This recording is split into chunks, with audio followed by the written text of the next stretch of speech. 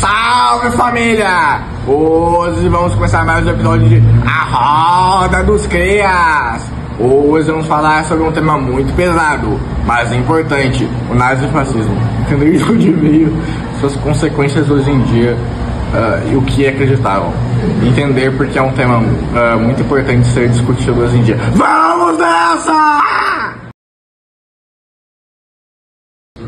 Olá, senhoras e senhores, para essa renomada entrevista temos dois professores da Universidade IAMT, o mestre Valério e o Pro, que vai apresentar o ponto de vista do próprio nazismo, e o doutor Vinícius Parra, psicólogo e pesquisador da história contemporânea. Seja bem-vindo, senhores. Bom, agora vamos começar com a primeira pergunta. Para começar, professores, o que caracteriza o nazifascismo como um movimento político? Quais eram suas principais bases ideológicas? Para começar, o nazifascismo ele se apoiava em nacionalismo extremo, um culto ao líder, um militarismo e obediência total ao Estado. Então, no caso alemão, acabava se acrescentando o racismo biológico como um fundamento central, colocando a raça ariana sempre acima das outras. Exatamente, e é importante lembrar que esses elementos resultavam na supressão das liberdades, na perseguição e na minoria na ideia de um Estado totalitário que controlava todas as esferas da vida.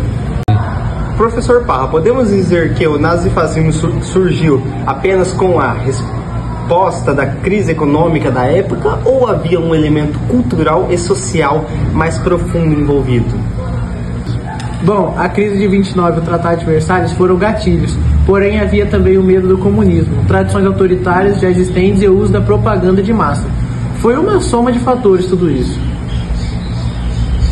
Sim, e eu diria também que a crise e a instabilidade foram coisas decisivas, onde o povo precisava de ordem, disciplina e alguém que apontasse o caminho certo. Mestre Valério, o senhor defendia que o nazifascismo era uma forma de salvar a nação, mas isso significa abrir mão das liberdades individuais. Como o senhor justificaria isso? Bom, o sacrifício individual era necessário para o bem coletivo, e sem disciplina e obediência não há uma grandeza nacional.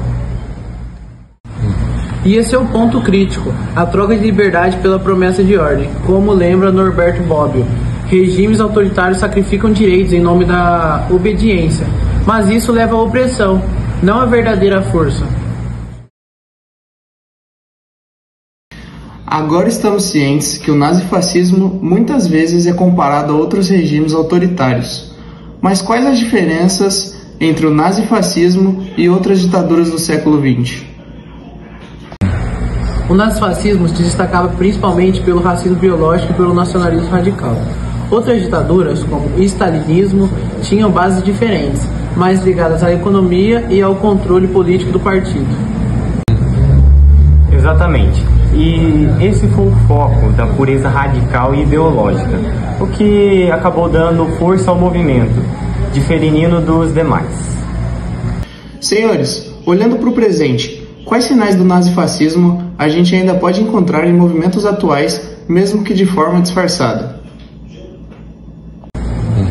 Podemos observar nacionalismos extremos, xenofobia, intolerância à minoria e discurso de ódio, como Humberto Eco, que descreve o fascismo. Que é um livro dele, né? Essas ideias voltam com novas roupagens e exigem vigilância. Isso apenas confirma a força desse movimento. O nazifascismo acabou não morrendo, mas ele acabou se adaptando. Onde houver crise, segurança, medo, por exemplo, sempre haverá um espaço para uma liderança forte, que una o povo contra um inimigo comum.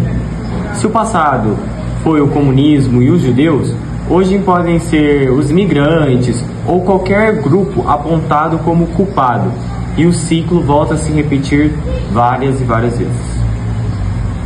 Nossa, que conversa bacana! Hoje vimos como o nazifascismo se formou, quais eram suas ideias e como marcou a história. mas também entendemos com a ajuda dos professores o porquê precisamos estar atentos para que isso nunca se repita.